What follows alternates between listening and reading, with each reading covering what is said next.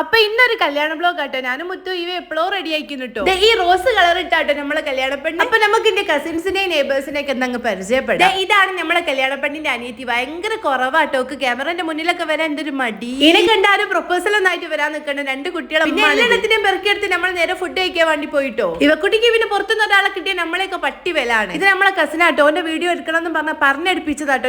ഇതാണ് നമ്മളെ വാവക്കാക്ക. അതിന്റെ പൊണ്ടാട്ടിയാണ് ഈ കറുപ്പിട്ട് നിൽക്കുന്നത്.